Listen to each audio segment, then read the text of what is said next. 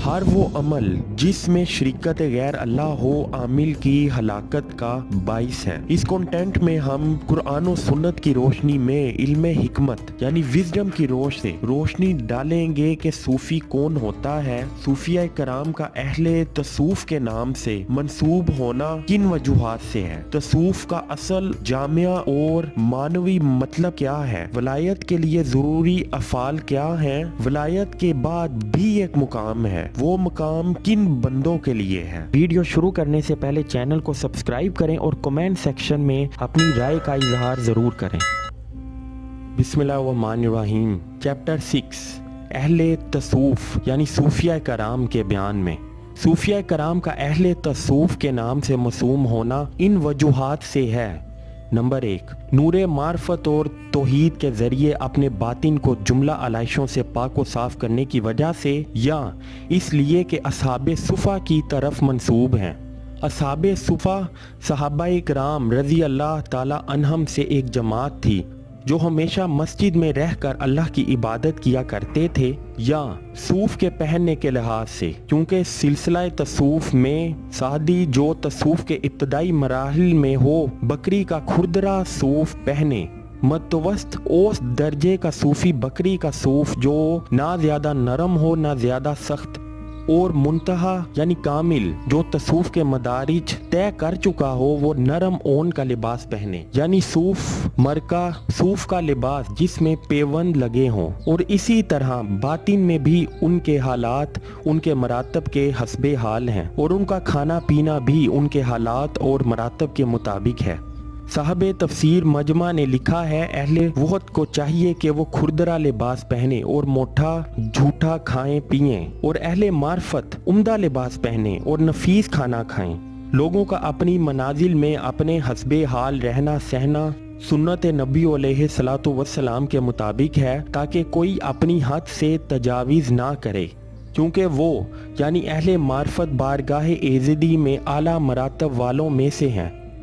लफ्ज़ तसूफ 4 हरफ पर मुश्तमिल है, ते, स्वात, वाव और फे। ते से मुराद तोबा है और वो 2 तरह की है, तोबा ज़ाहरी और तोबा बातिनी। तोबा ज़ाहरी ये है कि इंसान कोलन व फेलन अपने तमाम अज़ा ज़ाहरी को गुनाहों और बुराइयों से हटा कर अतात के काम इख्तियार करे, नीज़ शरीयत के मुखालिफ अफ़ाल से तोबा करके उसके अहकाम के मुताबिक मुकम्मल अमल करे। तोबा बातिनी ये है कि इंसान दिल को आलाइशों से पाक करके शरीयत के मुआफिक अमाल सालिहा की तरफ रजू करे, फिर जब बुराई नेकी से बदल जाए तो ते का मुकाम मुकम्मल हो गया, यानी उसको कामिल तोबा नसीब हो गई। स्वाद का मतलब सफाई है। उसकी भी 2 किस्में हैं, कल्ब की सफाई और मकाम सिर की सफाई।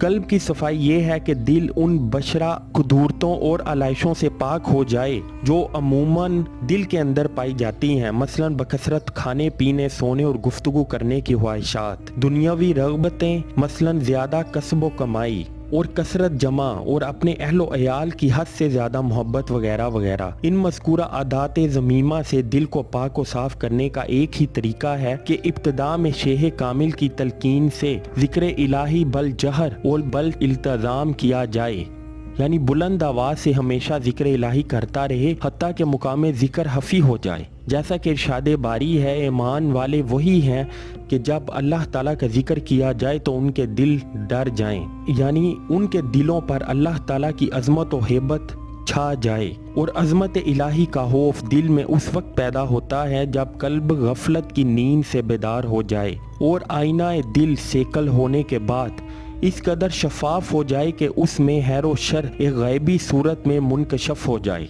यानी नेकी और बदी का नक्शा साफ साफ नजर आने लगे। चुनाचे हुजूर अलैहिस्सलातु वस्सलाम का इरशाद है, आलम नक्शो निगार करता है और आरफ सकल करता है, यानी आलम हैर व शर की खूबियाँ और नकाइस का नक्शा खींच कर अमल की तलकीन करता है और आरिफ दिलों के जंग उतारता है। मकाम सर की सफाई अल्लाह ताला के सिवा हर चीज से रूह गर्दानी करने और उसकी मोहब्बत और अस्माए तौहीद का ज़ुबान सर यानी बातिनी ज़ुबान से दायमी जिक्र करने से हासिल होती है। बस जब इंसान इस सिफ्त का मालिक हो जाता है तो मुकाम स्वात मुकम्मल हो जाता है।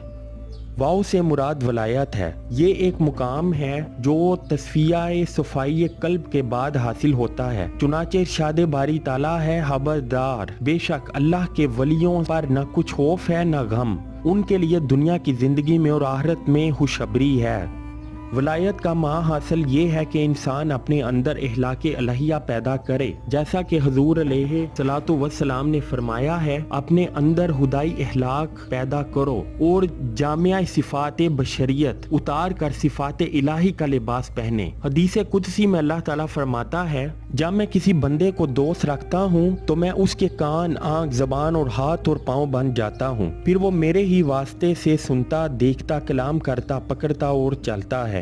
ما سوا اللہ سے اپنے باطن کو پاک و صاف کرو، جیسا کہ ارشاد باری تعالیٰ ہے، اے حبیب پاک فرما دیجئے، حق آیا اور باطل مٹ گیا، بے شک باطل کو مٹنا ہی تھا، پس مقام میں واو حاصل ہو گیا۔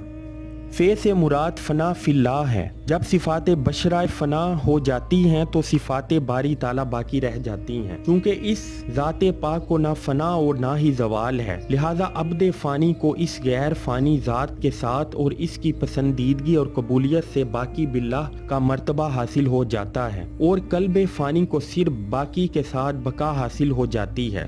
اس کی مثال جیسا کہ اللہ تبارک و تعالیٰ نے فرمایا ہے، اس کی ذات کے سوا ہر چیز فانی ہے، لہذا اس کی ذات اور خوشنودی کے لیے اعمال صالحہ کی کوفت برداشت کر کے جب بندہ اللہ تعالیٰ کی رضا پا لیتا ہے تو اس برگزیدہ و پسندیدہ بندے کو راضی ہونے والی ذات یعنی اللہ تعالیٰ کے ساتھ بقا حاصل ہو جاتی ہے، اور اعمال صالحہ کا حاصل یہ ہے کہ وہ انسان حقیقی جو اس کے باطن کے اندر ہے، جسے طفل المعانی کہتے ہیں، زندہ ہو جاتا ہے۔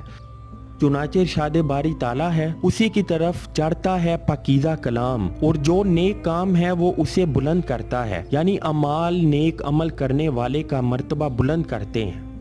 ہر وہ عمل جس میں شرک غیر اللہ ہو عامل کی ہلاکت کا باعث ہے۔ مکمل فنا کے بعد عالم کرب میں بقا حاصل ہو جاتی ہے، جیسا کہ اللہ تعالیٰ نے فرمایا ہے، سچ کی مجلس میں عظیم قدرت والے بادشاہ کے حضور یعنی اس کی بارگاہ کے مقرب میں، اور یہ مقام عالم لاہوت میں انبیاء علیہ الصلوۃ والسلام اور اولیاء کرام کے لیے مخصوص ہے۔ جیسا کہ ارشاد باری ہے، اللہ تعالیٰ صادقوں کے ساتھ ہے، پس حادث جب قدیم سے ملتا ہے تو اس کا وجود باقی نہیں رہتا۔ جب فقر مکمل ہو جاتا ہے تو صوفی کو ہمیشہ کے لیے بقائے ما الحق یعنی بقا باللہ کا مقام حاصل ہو جاتا ہے، جیسا کہ اللہ تعالیٰ نے فرمایا ہے، اہل جنت ہمیشہ اس میں رہیں گے، نیز فرمایا اللہ تعالیٰ صابروں کے ساتھ ہے۔